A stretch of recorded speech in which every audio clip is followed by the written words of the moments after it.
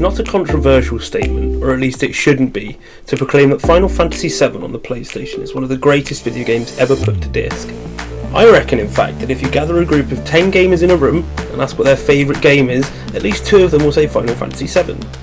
It hooked players with its engaging story, effortlessly cool cutscenes and refreshed turn-based battle system. At the time, its 2D environments constructed with 3D sprite characters and detailed matte painting backgrounds were far ahead of the competition. This was a game that showed the industry just what the PlayStation 1 was capable of. With the remake, Square Enix could hardly just redo the graphics, jazz up the cutscenes, and change up the battle system. No, they had to go by the spirit of the original and make a game that exemplifies excellent modern gaming. The graphics in Final Fantasy VII made a statement in 1997, and Square Enix have made sure that the graphics in the remake make a statement in 2020. This is one of the best looking games on any console, with high-res textures and some of the most impressive character models I've ever seen. Individual strands of hair hang on characters' heads in those ever-ridiculous Final Fantasy hairstyles, and clothing holds incredible amounts of detail picked out in fabric texture and buckles galore. I recently watched the Final Fantasy VII film, Advent Children, and I was struck by how incredible it still looks to this day, but the in-game graphics of the remake put even a pre-rendered film to shame.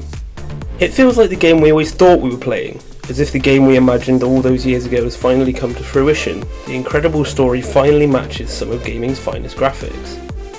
It's not all perfect in the visuals front, however. Be prepared for some major pop-in if you don't have a PS4 Pro.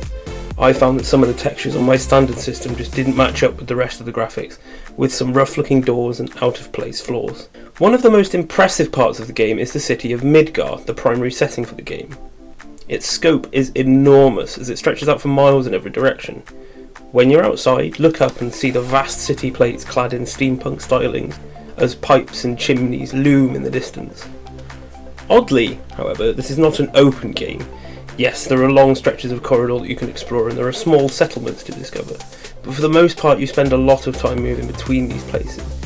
This is of course similar to the original, and I think that it's a bonus. Midgar is an excellent setting and one that we see all kinds of elements of, from the beautiful upper levels of the plates to the run-down slums that lie under the slabs of civilization.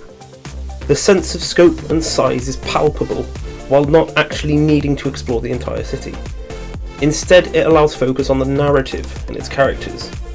It could even be said that Midgar is a character in and of itself. You care what happens to the slums and the plates. Is a central part of the game and one that is the beck and call of its creators. Anyone that played the original undoubtedly remembers the excellent characters. The ever-confused Cloud Strife, the optimistic Aerith Gainsborough, the kind Tifa Lockhart, and the gentle giant Barrett Wallace. In the remake, these characters are better than ever, but also subtly different. I really don't want to say much about how different, however. These changes are vital to the plot of the game and how it manages the expectations of players. But if you go into the game expecting to love and hate the same characters you did in 1997, you will find yourself surprised. These are also some of the most expressive characters we've seen in a Final Fantasy game. It helps that these models are some of the most impressive 3D anime style character models I've ever laid eyes on, but the voice work in both languages is phenomenal.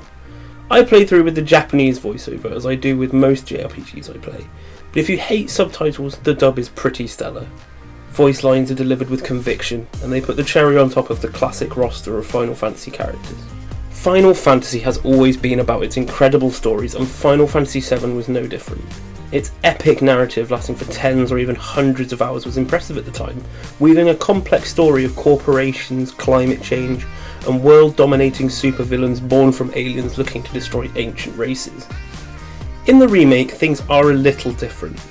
This game follows what was only really 10 hours of the original, as we only see the Midgar portion of the story covered. The remake lasts around 30 hours if you do all the side quests, which is why the remake is interesting and quite different in its approach to story. While some of these hours are taken up by some relatively run-of-the-mill side quests, a lot of it is new content. This is not the same story that we got 20 years ago. While it still tells the story of a small band of misfits looking to take down an energy-hungry corporation, the story branches off at a point to be recognisable, but different from the original. Characters go through different struggles, and in the end the final moments of the game are a massive shake-up. An excellent example of an old story refreshed to feel entirely new. One of the most polarising points of the PlayStation original was the turn-based battle system. Now considered outdated, even though many of us will miss the feeling of a turn-based system, Square Enix have had to adopt a far more modern combat system, embracing real-time combat and character switching mechanics. Now, had this have been an afterthought, this could well have been one of the weakest aspects of the game. Thankfully, however, they have made one of the most engaging battle systems in an RPG to date.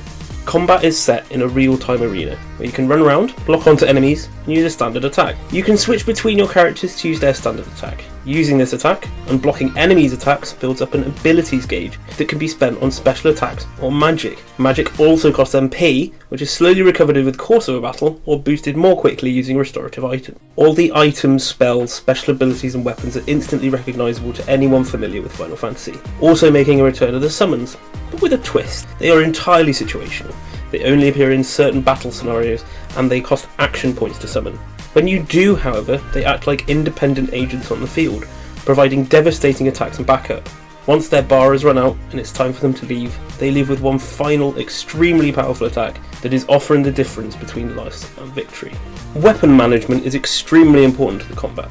You upgrade your weapon's attack power and other stats through points that you earn from battles, and you gain magic and other passive abilities through materia that you socket into your equipment. Finding a balance for different characters and their attack power and materia equipment is vital, especially when you take into account their strengths and weaknesses. Balancing all this can be tricky, but extremely rewarding. The game also features some of the most entertaining boss battles in Final Fantasy game to date. They are tricky, but not unbeatable, each with an exploitable weakness if you have the right spells and abilities. When you beat a boss, you don't feel cheated as if they were too easy, but neither do you feel like you have to go and sit down for a good 30-minute post-boss nap. It's not perfect, however. The camera is iffy, and the lock-on system can be tricky to master. Dodging often feels useless against bigger enemies, and if you find yourself in a battle in a small enclosed area, it can be difficult to see what's going on. This doesn't happen much, however, and being prepared will mean you'll rarely see the game over screen. One of the most interesting things is just how Square Enix have gone about differentiating the original and the remake. There are elements that are the same, the setting, the characters, but the story beats are different, and the way the characters interact has also changed in the last 20 years since the original. This makes for almost a completely different game, with a number of similarities but more differences than you might expect. They have exemplified how a remake should be done. Enough similarities to feel warm and recognisable, but different enough to feel like a new experience. The Final Fantasy VII Remake is perhaps one of the best Final Fantasy games ever released. Its environment is rich yet enclosed enough to encourage its excellent narrative along its course. The characters are emotive, engaging and interesting, and the graphics are beyond compare. Combat is innovative and fun, easy to learn but tough to master. This is still a JRPG, and with it comes the familiar weirdness and Japaneseisms that are often associated with the genre. But this could easily be considered an excellent entry point for anyone interested in them. It's not too long, it stays around just as long as it needs to. There's no horrific learning curve, and oddly friendly approach to its new players. While it's not perfect, with some funky textures here and there, a distracting camera, and some slightly dry side quests, for fans of Final Fantasy or RPGs in general, this is a must play. For everyone else, it's definitely worth taking a second look at. You might just be charmed enough to finish. As I'm sure you can tell, I am quite new to this, but if you did enjoy the video, please do subscribe and like.